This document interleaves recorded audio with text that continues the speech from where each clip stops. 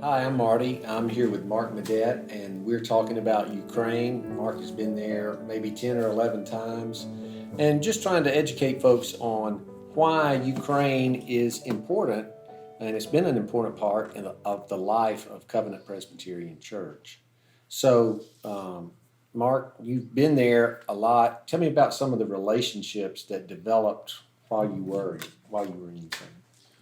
So one that immediately comes to mind is the relationship that we developed with Pastor George at the Evangelical Church, Presbyterian Church there in Odessa, which led to starting an alcohol and rehab center there that Langston was involved in, that I was involved in too. And so, and then after that was, I mean, through the Quartermans. Did I mention the Quartermans? People know. Anyway, Former missionary. with the Quartermans, we got to know Sergey and Olya Kukushkin, who he's a pastor in Kherson, which is overrun now, as you know, by the Russians. And they were able to escape, though, and get back to the States. But so we began working there, took a group to Kherson to work on the church there, Sergey's church, on a couple of different occasions. Matthew went with me and some other guys from the church here. So you have Odessa on the western side and Kherson on the eastern side, and in the middle we knew some folks in Cherkasy. Some of you may remember Miroslava, who came for some surgery we had here. So when I think of Ukraine, that's what I think of, are the relationships and the friends that we have there. Which is all the more heartbreaking knowing what's going on now. What about Vic Jacobson, who's a pastor in Ukraine, who grew up as an orphan and has been here many times? Yeah, Vic has turned out to be a dear friend over the years, and he stayed with us several times when he was here for missions committee, missions festivals and such. And one of the most remarkable men I've ever known. He's the kind of guy that if he calls you up and wants you to go do something, you say, "When can I start?" So Vic is one of those people that has such a heart for the Lord and such a heart for missions and such a heart for the people of Ukraine, including the most vulnerable, and the prisoners and the widows and the orphans there, because he's adopted a couple of orphans himself. So, What would you say from those early trips to Ukraine was kind of the biggest spiritual impact on you personally? well, first of all, it's very humbling to me personally, because it's very humbling to think that God would take somebody like me and to do that kind of work, because it's really important work. And we weren't preaching from street corners and that kind of stuff, but we work with street kids. Did some medical missions there too. Just basically, however we could pour ourselves and pour our lives into the people there who, they don't have the level of health care that we have. They don't have the level of nutrition that we have. They don't have the level of family that we have here.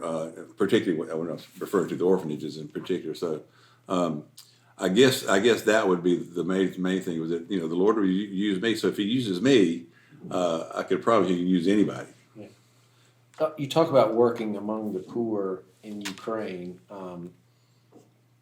Isn't most everybody in Ukraine poor compared to over the mountain, Birmingham? Well, comparatively, yeah, that's no question. But I was one dear friend there too, Ada Sinkovich. We were talking one day in Odessa, and I made some mention of how hard life must be for them and everything. And she got kind of aggravated with me. She said, Mark, y'all think that we have, she probably didn't say y'all, but Mark, y'all think that we have, that all we do is worry about food and worry about food. So but our lives are not really any different than yours. This is just the way we live. This is the way we are. This is where God has placed us. So she basically said, if you do me a favor and not continue to harp on that fact that we don't have as much as you have. So that really changed my perception of how you deal with it. So I don't really think of them as poor or impoverished. I don't think of them as lacking the necessity of life. I think of them as vulnerable. And you see that now happening. You know, and the most vulnerable are the ones that are suffering the most from this invasion that's going on there. Have you seen it impact Claire and Sarah and Matthew and in your family? Well, I can tell you that the trips that we've taken with the girls and with Matthew, just the fact that we went together as a family. Now, Paula's not a camper, so she's not going to go. She said, "I'll pray. Y'all go. I'll stay here and pray." But you know, Sarah, you know, as you can see now, where she's involved heavily here at the church, of course. Claire has been now with dental school, has been down to Ecuador on mission trips there. Yes, and Matthew just loves it. We worked with some orphans in Harrison, and he was like, because you know, being an orphan himself, he really identified with that. I really saw that as something that the Lord kind of knit together, so that he now can see how he may be able to minister to those people there too. So I would just say that it just enriched our family, enriched our relationship, but even more so, you know, enriched their relationship with the Lord. Tell me about Ukraine medical outreach, Jim and Mariana Pepon. So Jim met Jim on our first trip there when the girls were with us, and so we flew into Kyiv, and he took us to the airport to go to Odessa. That was my first meeting with Jim. After that, about 2 years after that, the board that he was with, they kind of parted ways, and so we formed a new board, Ukraine Medical Outreach, and then I joined that board at the time. I don't know how many years ago that was now, and so the emphasis there has sort of crystallized over the years to where we have two focuses. One is for the medical students in Ukraine that come from 74 different countries, and working with them and having conferences and you know, acquainting them with how can you use your Christian faith in your medical practice. They go from Ukraine to, you know, Uganda, and they take Jesus with them, and it's a really remarkable way to do this. So, in our conferences, we may have 300 or 400 medical students there. Not all are believers, which is a cool thing, because those that are not believers are hearing the gospel perhaps for the first time. So that's one major focus. The other one is actually something that Mariana started, which is one of the main Christian children's hospitals in Kyiv, ministering to the HIV positive children.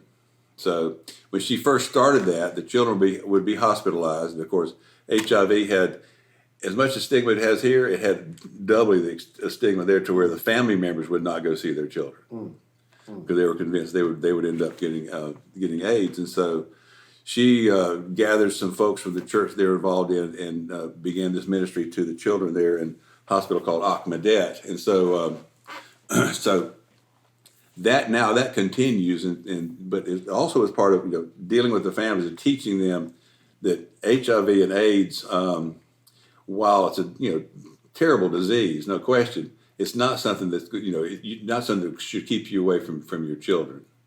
So the parents, the mothers in particular, started coming to the hospital and taking care of the kids, because, you know, when you go to the hospital there, you bring your own sheets and medicine and everything, so you have to be taken care of by somebody, and usually it's a family member. So they began to come in and actually, you know, stay and care for their own children, which prior to Mariana's idea, in the favor of the Lord, was not happening. And so that is something that is ongoing even now, even though they're not in Ukraine. Well, you're still on the board of Ukraine Medical Outreach, and I mean, all of us are looking for, you know, the back channels to hear exactly what's going on, or can we really trust what we hear? What do you hear through Jim and Mariana and through those channels? In terms of the conditions on the ground? Yeah, and what are they able to help out with, or what through Okay, for UMO, it's a little more difficult, because there's only very few people there now who are connected with. However, you get with, you know, Luda and Sergey in Belgrade, and we get basically a text from Luda every day, just outlining what's going on. So again, here's another relationship we have, and so we get we get all this information that continues to come every day, which is good, but is very sad, very sad to read and hear what's going on there. But she always ends her text with, pray for our country and pray for our church. What are some things that they've requested prayer for, or that Ukraine Medical Outreach has asked you to pray for, or that we should all be praying for? Well, for UMO in particular, praying for those foreign medical students, because they can't get out. Now they have nowhere to go. They don't have family there. They don't have any way. They don't have any means of income. So they're stuck in wherever they might are. be, and maybe they can filter around through Ukraine. Well, they're in Kharkiv. I think there's like 30 medical students in Kharkiv, which is being bombarded every day, and they can't leave. They have nowhere to go. They won't let them out of the country. Right. Vinnytsia, which was another one that we had a number. So they're scattered all over. There are 13 different medical students, medical universities there, and they all have 35, 40, 60, 100 students there, many of whom, probably more than half, are foreign, and they have nowhere to go, and they are suffering immensely. So, and the other thing about them is they don't really speak Ukrainian or Russian. They go there because it's taught in English. So that causes even more problems for them too.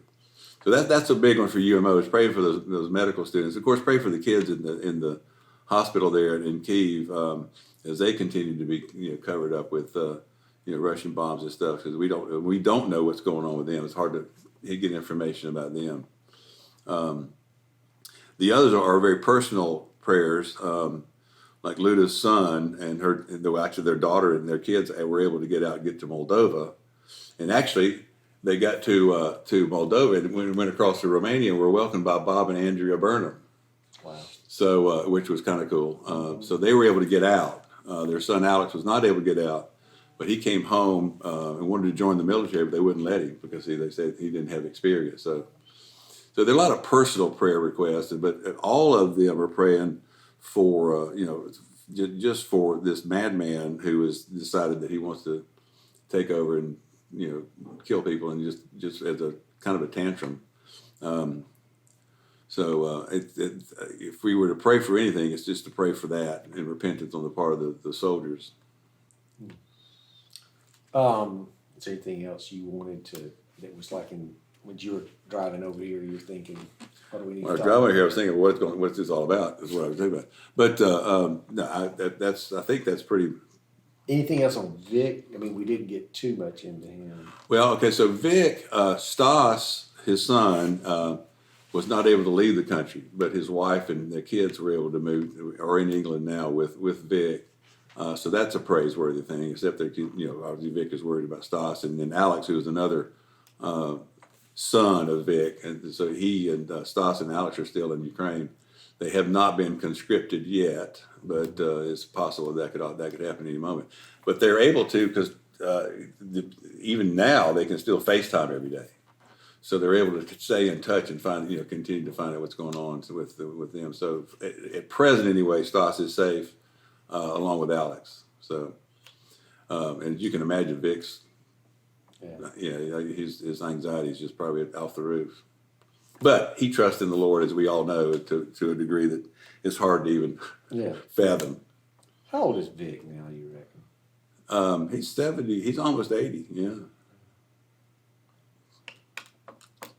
Who is that? Yeah. Vic Jacobson. He was a missionary. He's a Brit, and it's a great story. So, but he's a Brit. He did a lot of work in South Africa, and then kind of settled in Ukraine with the prison ministry, and so he kind of developed some major relationship with some of the prison wardens and whatever, and was able to minister to the prisoners there. As you can imagine, they don't live a very nice life. Right, for sure. I remember, some of his stories. Anything else, Tyler, that we feel like we left out there or kind of got into and then need to double back on? I need to change the battery in the camera, but So we got to start over there. Did you ask about the spiritual impact? I did. Like, how did it impact you? No, Spiritual impact on the people who went, like on Mark. Just on Mark specifically. Yeah. Okay. feelings. We kind of talked about it, didn't we? Again, as far as the spiritual impact, it really goes back to that we're all. Here's the way I look at it: when you say yes to the cross, when you say yes to Jesus, and mission work just becomes something that you do. It's not a sacrifice. It's not anything you got to plan for.